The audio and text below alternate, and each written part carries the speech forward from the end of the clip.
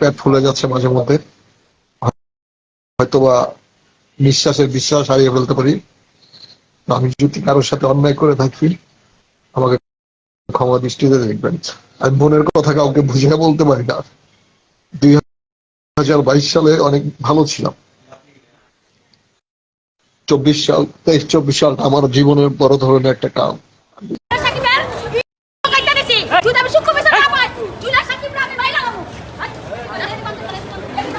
এমনকি যেই ছেলেরে আমি উপকার করছি।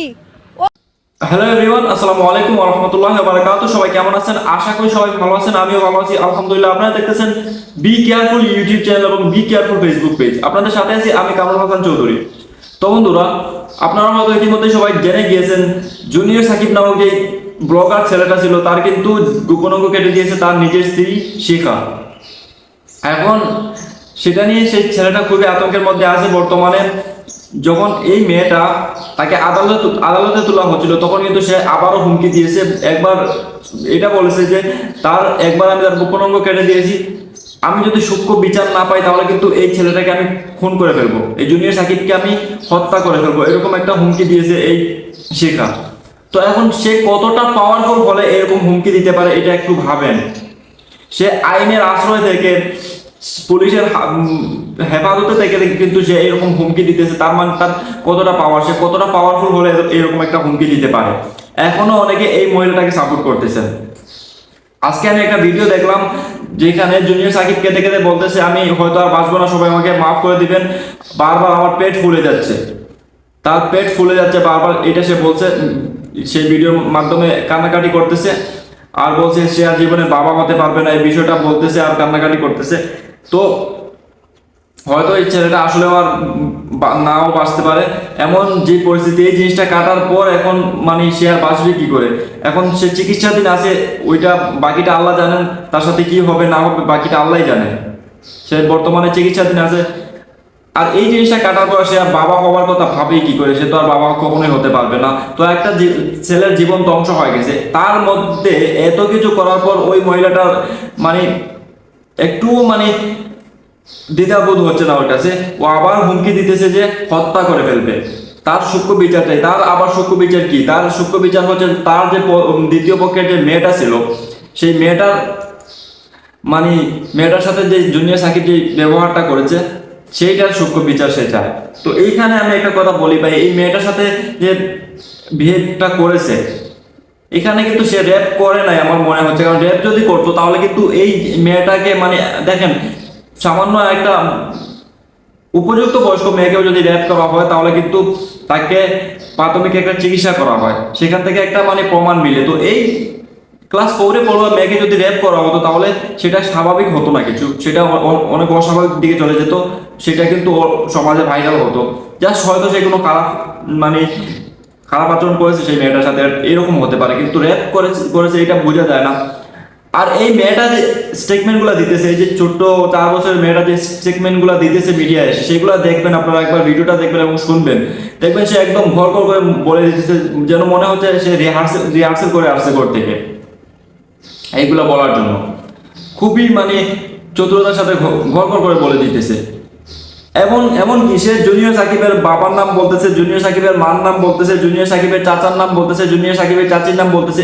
এই এতটুকু একটা বাচ্চা এত কিছু কিভাবে মনে রাখতে পারে, এত কিছু কিভাবে ক্লিয়ারলি ডিটেলসে বলতে পারে, সেটা আমার মাথা ধরে না। এগুলো তাকে শেখানো হয়েছে আমার মনে হয়, বাকিটা আল্লাহ জানেন। আমি এতটুকু আমার মনে হচ্ছে যে এগুলো তাকে শেখানো হয়েছে। আর এই শিখা, সে যে এই জুনিয়র সাকিবকে বারবার দোষারোপ করতেছে, সে বিচার চায় এরকম বলতেছে। তো আমরা একটা জিনিস খুব বুঝতে পারতেছি না, এই ছেলেটা যদি এত খারাপ তাহলে তাকে এত ধরে বেঁধে রাখার কি দরকার ছিল? এত ধরে বেঁধে রাখার কি দরকার ছিল যখন এত খারাপ এই ছেলেটা, এই জুনিয়র সাকিবটা যখন এত খারাপ? তাকে আমরা বারবার সোশ্যাল মিডিয়ায় এটা দেখতে পেরেছি যে এই জুনিয়র সাকিব বারবার তার থেকে পালিয়ে যাওয়ার চেষ্টা করতেছে, আর সে তাকে বারবার খুঁজে নিয়ে আসতেছে, বারবার ধরে বেঁধে নিয়ে আসতেছে, তার কাছে আটকে রাখতেছে। তো এই ছেলেটা যদি এত খারাপ তাহলে তুমি তাকে ছেড়ে দিলে পারতে। কাউকে কখনো ধরে রাখা যায় না। এই যে মামুন আর লেলার বিষয়টা, তারা কি একজন আরেকজনকে ধরে রাখতে পারছে? তারাও তো খুব ক্লোজ ছিল, তারা কি একজন একজনকে ধরে রাখতে পারে নাই। তো এই মহিলাটা বারবার এই সাকিবকে ধরে রাখার চেষ্টা করছে। তো এখানে আমরা সাকিবের দোষ কোথায় খুঁজছি? অনেকেই আবার ওই মেয়েটার সাপোর্ট করতেছে, শিখা নামক মহিলাটার সাপোর্ট করতেছে অনেকেই। তো আমি এটা সবাইকে বলতেছি যে ভাই, আপনারা ওই মহিলাটার সাপোর্ট করতেছেন, আপনারা একবার ভাববেন যে এই ছেলেটা যখন বারবার পালিয়ে যেতে চাইছিল, বারবার তার থেকে সরে যেতে চাইছিল, তাকে বারবার ওই মহিলাটা কেন ধরে রাখতে চাইছিল যখন এই ছেলেটা এত খারাপ? একটা ছেলে মানুষ, তাকে টাকার লোভ দেখালে বা বুঝতে পারতেছেন মহিলার দিকে এমনিতেই ছেলেরা অগ্রসর হয়, মেয়েদের দিকে অগ্রসর হয় এমনি থেকেই, তো ওই দিক থেকে তো এমনিতেই হয়েছে হয়তো। তারপর টাকার লোভ দেখাইছে, আরো অগ্রসর হয়েছে। তারপর যখন দেখছে যে না, এখানে গেলে সে বিপদে পড়তেছে, সে বারবার সেখান থেকে ছুটে আসার চেষ্টা করতেছে, তুমি ধরে রাখার চেষ্টা করছো, ভালো কথা, তুমি হয়তো তাকে ভালোবাসতে ধরে রাখার চেষ্টা করছো, একবার দুইবার তিনবার, তারপর ছেড়ে দাও। কারণ একটা মানুষকে জবরদস্তি কখনো ধরে রাখা যায় না। তুমি যখন ধরে রাখতে পারতেছিলে না, তখন কিন্তু তোমার ছেড়ে দেওয়া উচিত ছিল। তুমি তাকে বারবার আটকানোর চেষ্টা কেন করছিলে? এই ছেলেটা যদি এত খারাপ, আমার প্রশ্নটা হলো ওই জায়গায়। কালকে আমাকে একজন কমেন্টে বলেছে যে রেপিস্টের কি বিচার হবে না? তো রেপিস্টের বিচার, সে কি র্যাপ করেছে সেটার কোনো সত্যতা আছে? এখন পর্যন্ত আদৌ কিন্তু সেটার কোনো সত্যতা বেরিয়ে আসে নাই যে সে র্যাপ করেছে। এই জুনিয়র সাকিব র্যাপ করেছে বলে এরকম কোনো সত্যতা এখন পর্যন্ত বেরিয়ে আসে নাই। কিন্তু তার তো মানে তার সাথে যে জিনিসটা হয়েছে, তার গোপন অঙ্গটা কেটে দেওয়া হয়েছে, সেটা তো সবাই জানতেছে, সেটা তো মানে প্রমাণস্বরূপ সবাই জানে। কিন্তু সে যে এই ছোট্ট বাচ্চা মেয়েটার সাথে খারাপ আচরণ করেছে বা রেপ করেছে, এটার কোনো সূক্ষ্ম প্রমাণ এখনো বেরিয়ে আসেনি, জাস্ট ওই মেয়েটার জবানবন্দি ছাড়া। তো এই মেয়েটার জবানবন্দি কিভাবে নেওয়া যায়? এই মেয়েটা এত ক্লিয়ারলি কথাগুলো কিভাবে বলতেছে, সেগুলা হয়তো শিখে দেওয়া হয়েছে তাকে।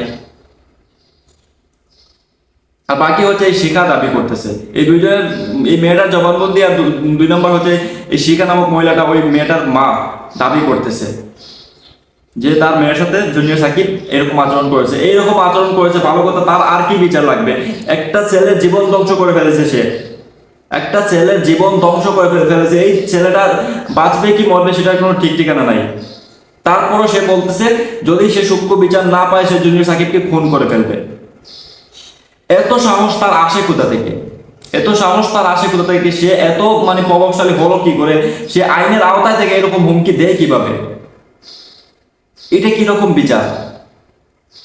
আমি বুঝতে পারছি না। এত সাহস সে পায় কোথা থেকে? এত সাহস সে পায় কোথা থেকে? এটা উঠে আসছে, শোনা গেছে যে সে মাদক ব্যবসার সাথে জড়িত। সে যদি মাদক ব্যবসার সাথে জড়িত হয়, তাহলে তো সে ওই টাইপের মহিলা। আর অলরেডি সে একটা ক্রাইম করে ফেলছে, মানে হচ্ছে সে একজন লেডি ডন। সে একটা ছেলের সাথে এরকম কাজ করে ফেলছে, সে সাধারণ মহিলা না।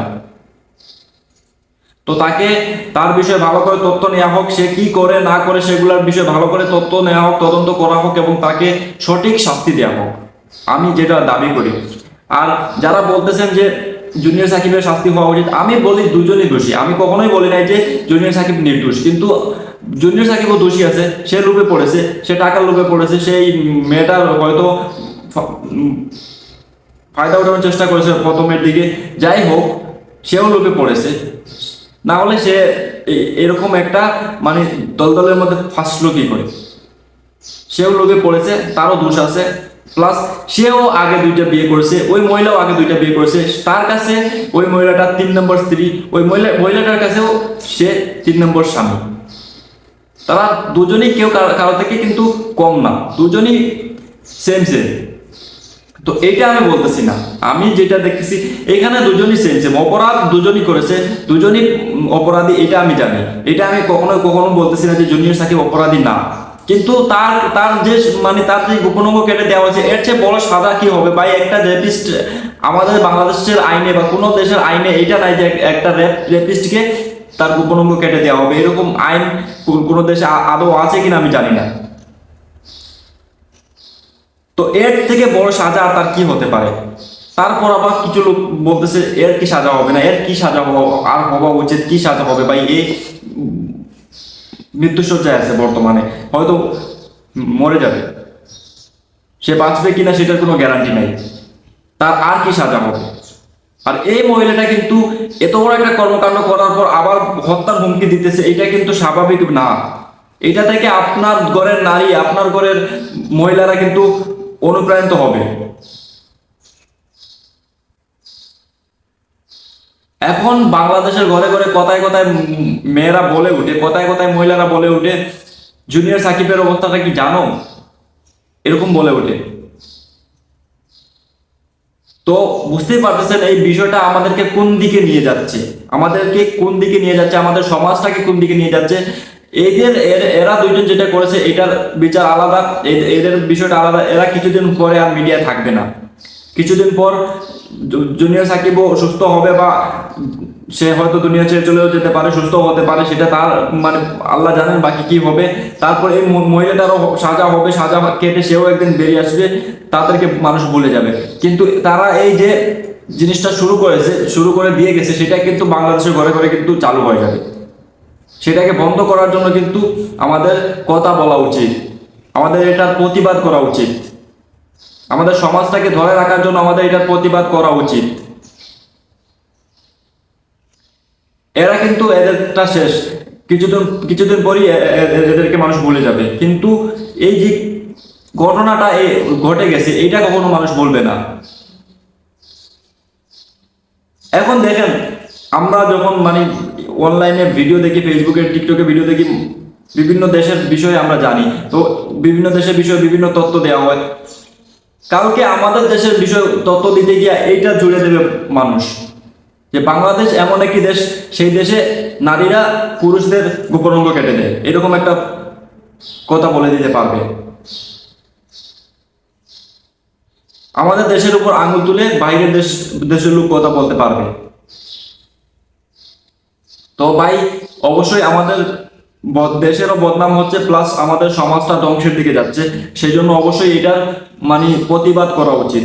আর যারা যারা এখন পর্যন্ত এই মহিলাটার সাপোর্টে আছে, তাদেরকে বলতেছি ভাই, আপনারা বা বোন যারা আছেন, আপনারা যে এই মহিলাটার সাপোর্ট করতেছেন, আপনারা কি ভেবে সাপোর্ট করতেছেন? এই মহিলাটা এত কিছু করে ফেলার পরও কিন্তু এখন সেই জুনিয়র সাকিবকে হত্যা করার হুমকি দিতেছে। আর এই ভিডিওটা কিন্তু সামাজিক যোগাযোগ মাধ্যমে পুরো ভাইরাল, সবাই জানে, সবাই দেখছে। তারপরও মানে কি ভেবে আপনারা সাপোর্ট করতেছেন আমি বুঝতে পারতেছি না ভাই। আমাদের সমাজটাকে ঠিক করার জন্য আমাদেরকে এইসব বিষয়ে প্রতিবাদ করতে হবে, না হলে কিন্তু আমাদের সমাজটা আমরা কখনো ঠিক করতে পারবো না। আমাদের সমাজটা ধ্বংসের দিকে যাচ্ছে, আরো চলে যাবে। আর সবাই ভালো থাকবেন, সুস্থ থাকবেন, নিজের খেয়াল রাখবেন, ফ্যামিলির খেয়াল রাখবেন এবং সমাজের দিকে লক্ষ্য রাখবেন। দেখা হবে নেক্সট ভিডিওতে। আল্লাহ হাফিজ। আসসালামু আলাইকুম ওয়া রাহমাতুল্লাহি ওয়া বারাকাতুহু।